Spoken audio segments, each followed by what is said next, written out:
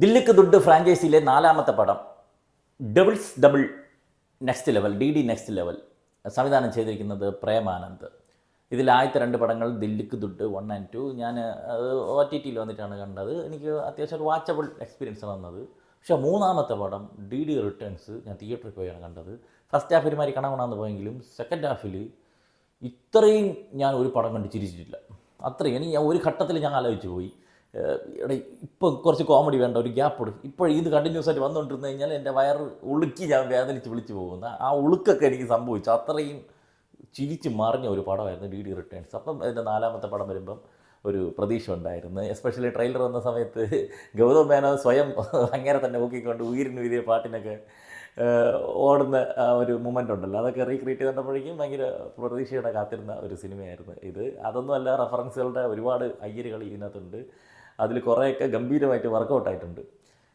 ഞാൻ പറഞ്ഞില്ലേ, ഞാൻ ഈ നമ്മുടെ DD റിട്ടേൺസിൻ്റെ അത്രയ്ക്ക് ചിരിക്കാൻ ഇതിനകത്തില്ല. പക്ഷേ ഇതിൻ്റെ ഒരു ക്രിയേറ്റിവിറ്റി അടിപൊളിയാണ്. ഇതിൻ്റെ ഒരു തോട്ട് ഭയങ്കര പുതുമയുള്ള ഒരെണ്ണമാണ്. ഞാൻ വേറെ സിനിമയൊന്നും തന്നെ കണ്ടിട്ടില്ല. ഈ ഒരു കോൺസെപ്റ്റ് തന്നെ വേണമെങ്കിൽ ഹൊറർ കോമഡി അല്ലാതെ സീരിയസ് ആയിട്ടുള്ളൊരു ഹൊറർ സാധനം, സർവൈവൽ ത്രില്ലറൊക്കെ എടുക്കാൻ പറ്റുന്നൊരു സാധനമായിരുന്നു. അതിൽ എന്ന് പറഞ്ഞാൽ മെയിനായിട്ട് സിനിമ റിവ്യൂവേഴ്സ്, ഈ തമിഴ്നാട്ടിലെ അശ്വന്ത് വാക്കാണ് ഈ സിനിമയിലെ സന്താനം.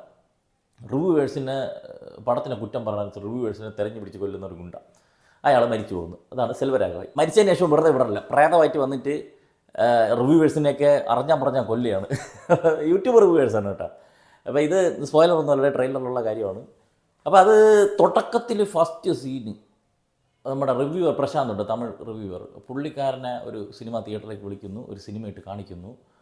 ആ ഒരു മൊമെൻറ്റ് അപ്പം തന്നെ പടത്തിലേക്ക് അങ്ങ് കണക്ട് ചെയ്തെടുത്തിട്ടുണ്ട്. മറ്റേ പടങ്ങളൊക്കെ ഫസ്റ്റ് ഹാഫ് ഒരുമാതിരി കണവണമെന്നൊക്കെ പോയിട്ട് സെക്കൻഡ് ഹാഫിലായിരിക്കും കുറച്ച് അഴിച്ചുവിടൽ പരിപാടികളൊക്കെ ഉള്ളത്. ഇതിലങ്ങനെയല്ല, തുടക്കം മുതലേ പടപടേന്ന് ഇന്നാക്കി കൊണ്ടുപോകണം. ആ സീനൊക്കെ മൊമെൻറ്റ് ഗംഭീരമായിരുന്നു. പുള്ളിയുടെ ആ ഒരു സീക്വൻസ് ഒരു തിയേറ്ററിനകത്തുള്ളത് നന്നായിരുന്നു. ഇപ്പം ഞാൻ DD റിട്ടേൺ സിനിമ എടുത്താൽ പോലും ടെക്നിക്കലി നോക്കിക്കഴിഞ്ഞാൽ CGI ആണെങ്കിലും മേക്കപ്പ് ആണെങ്കിലും ഭയങ്കര ശോകമാണ്.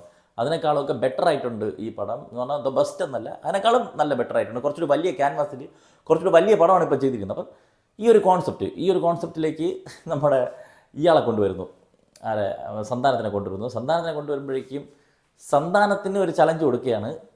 ഈ ഒരു സിനിമ കാണിക്കും, ആ സിനിമയ്ക്കകത്ത് സന്താനത്തിനെയും പിടിച്ചിടും, കൂട്ടത്തിൽ നമ്മളെ മൊട്ടരായത്തിനും കൂടി പെട്ടുപോകും. അപ്പോൾ ആ സിനിമയ്ക്കകത്തുള്ള ആൾക്കാരൊന്നും യഥാർത്ഥ ആൾക്കാരല്ല, യഥാർത്ഥത്തിലുള്ളവരുടെ കഥാപാത്രങ്ങളാണ്. അവർക്കറിയത്തില്ല അവർ കഥാപാത്രങ്ങളാണെന്ന്, ഇവർക്ക് 2 പേർക്കും മാത്രമേ അറിയാവൂ ഇത് സിനിമയാണെന്ന്. ആ സിനിമയിൽ ഇയാളൊരു മിഷൻ കൊടുക്കുന്നു, അത് കംപ്ലീറ്റ് ചെയ്ത് തിരിച്ചു വരാൻ പറ്റുമോ ഇല്ലയോ എന്നുള്ളതാണ് സിനിമയിൽ. അവിടെ തന്നെ ആ ഒരു കോൺസെപ്റ്റ് എനിക്ക് ഭയങ്കര ഇഷ്ടപ്പെട്ടു. ഒരുപാട് സാധനങ്ങൾ സാധ്യത ഉണ്ടായിരുന്ന ഒരു സംഭവമാണ്. ഫസ്റ്റ് ഹാഫൊക്കെ പടപടേന്ന് കാണുക.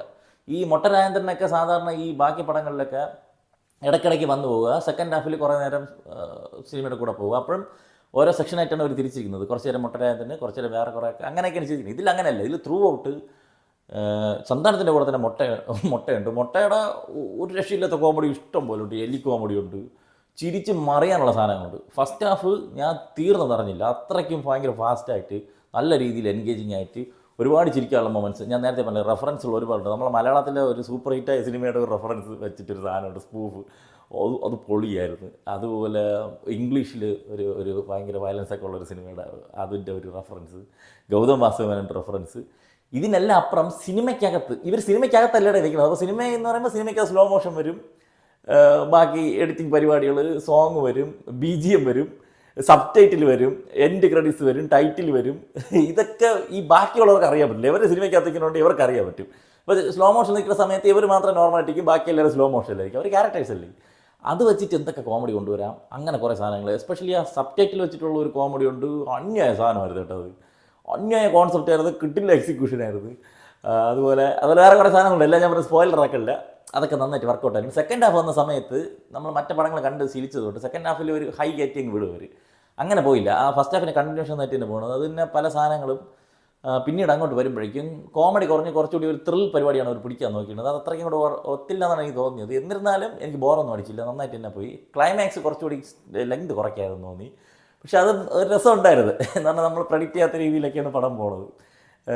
ഈ ഒരു ഡയറക്ടർ എന്ന നിലയ്ക്ക് ഈ ഏതൊക്കെ രീതിയിൽ അതിൻ്റെ സ്ക്രിപ്റ്റ് ചേഞ്ച് ചെയ്യുന്നു, ട്വിസ്റ്റ് കൊണ്ടുവരുന്നു, അതൊക്കെ നല്ല ഇൻട്രസ്റ്റിംഗ് ആയിട്ടുള്ള വിഷയങ്ങളായിരുന്നു. പിന്നെ ഇതിൽ റെഡീം കിൻസ്ലി ഉണ്ട്, പിന്നെ മറ്റേ ലൊല്ലു സഭ മാരനുണ്ട്, അവരെയൊക്കെ കോമഡി ഒന്നും അത്രയ്ക്ക് കൊണ്ടുപോയില്ല. ഗൗതം വാസുദേവൻ നൈസായിരുന്നു. നായകനാണ് ഗൗതം വാസുദേവൻ, നായകൻ, പടത്തിലെ നായകൻ.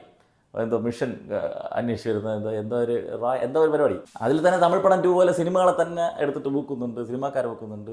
റിവ്യൂവേഴ്സ് നമ്മൾ പ്രശാന്ത്, അതുപോലെ ഫിലിമി ടാക്സ് അങ്ങനെ എന്തോ ആണെങ്കിൽ പേര്, ഫിലിമി ടാക്സ് അരുൺ, പുള്ളിക്കാരുണ്ട്. വേറെ ബ്ലൂ ഷർട്ടൊക്കെ ചെറുതായിട്ട് കാണിച്ചു പോകുന്നുണ്ട്. റിവ്യൂസിൻ്റെ കുറച്ച് കാര്യങ്ങളും അവർക്കൊരു പരിഗണന തന്നിട്ടുള്ള ഒരു സിനിമയായിട്ട് എനിക്കിത് ഫീൽ ചെയ്തു. നിഴൽകൾ രവിയുടെ ഒരു കോമഡി ഉണ്ടായിരുന്നു. അതിലൊരു കക്കൂസ് കോമഡി ഉണ്ട്, അത് അത്ര വർക്കൗട്ടായില്ല. പക്ഷേ ബാക്കിയുള്ള 1-2 സാധനങ്ങൾ ചിരിപ്പിച്ചിട്ടുണ്ട്.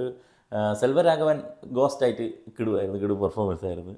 പുള്ളി കാണുമ്പോൾ തന്നെ ഒരു ഭീകര സെറ്റപ്പ് ഉണ്ടല്ലോ. പിന്നെ കസ്തൂരി ഉണ്ട് അമ്മയായിട്ട്. കസ്തൂരി ഒരു വെറുപ്പിക്കലായിരുന്നു. ഈ ഓവർ പരിപാടി പിടിക്കാൻ എനിക്ക് പുള്ളിക്കാരിക്ക് പറ്റുന്നില്ലായിരുന്നു. പിന്നെ നായികയായിട്ട് ഗീതികയുണ്ട്. ഈ പടങ്ങളിൽ വരുന്ന ഒരു നായികയ്ക്ക് എന്താണ് ചെയ്യാനുള്ളത് അതേ ഉള്ളൂ, വേറെ കാര്യമായിട്ടൊന്നുമില്ല.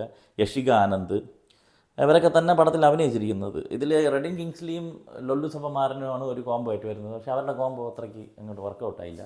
ബാക്കി ടെക്നിക്കലി നോക്കിയാൽ മേക്കപ്പ് വൻ ദുരന്തമായിരുന്നു കേട്ടോ. എസ്പെഷ്യലി ക്ലൈമാക്സിൽ കുറച്ച് സാധനങ്ങളുണ്ട്. ഞാൻ പറഞ്ഞ ഒരു ഇംഗ്ലീഷ് പടത്തിൻ്റെ ഒരു സ്പൂഫ് സംഭവമാണ്. പക്ഷേ അത് മേക്കപ്പൊക്കെ ഇവിടെ തൊലിയൊക്കെ ഇവിടെ ഇളകി പോകാനൊക്കെ ഉണ്ട്. അതും കൂടി ഒന്ന് ശ്രദ്ധിക്കായിരുന്നു. VFX മറ്റേനേക്കാളും ഫാർ ബെറ്ററായിട്ട് ചെയ്തിട്ടുണ്ട്. മൊത്തത്തിൽ പറഞ്ഞാൽ മറ്റ് പടങ്ങൾ ഇഷ്ടപ്പെടുന്നവർ ഈ പടം മിസ്സാക്കേണ്ട. തിയേറ്ററിൽ അതൊരു ഓളമാണ് അങ്ങനത്തെ ഒരു ടൈപ്പ് ഹൊറർ കോമഡി പടം കാണുന്നത്. ഒരുപാട് ചിരിക്കാനുണ്ട്. എന്നാൽ ഇതിന് മുമ്പത്തെ പടത്തിൻ്റെ അത്രയില്ല. പക്ഷേ ലാഗൊന്നും അടിക്കാതെ നല്ല രീതിയിൽ ഒരു ഫ്ലോയിൽ ഒരു പുതുമയുള്ള ഒരു കോൺസെപ്റ്റുള്ള ഒരു ഹൊറർ പടം, അത്യാവശ്യം ചിരിപ്പിച്ച് പൊട്ടിച്ചിരിപ്പിച്ച് ഒക്കെ ഉള്ള മൊമെൻറ്റ്സ് ഒക്കെ ഉള്ള ഒരു പടം. അതാണ് എനിക്ക് DD next level. I M satisfied. നിങ്ങൾ ഈ ബാക്കി 3 പടങ്ങൾ കണ്ടിട്ടുള്ളവരാണെങ്കിൽ, അത് ഇഷ്ടപ്പെട്ടിട്ടുള്ളവരാണെങ്കിൽ നിങ്ങൾ തീർച്ചയായിട്ടും ഈ പടം തിയേറ്ററിൽ പോയി കാണുക. അല്ലാത്തവർക്ക് എല്ലാവർക്കും പോയി പിടിക്കുമെന്നൊന്നും എനിക്കറിഞ്ഞൂടാ. എന്തരാ വരട്ടെ.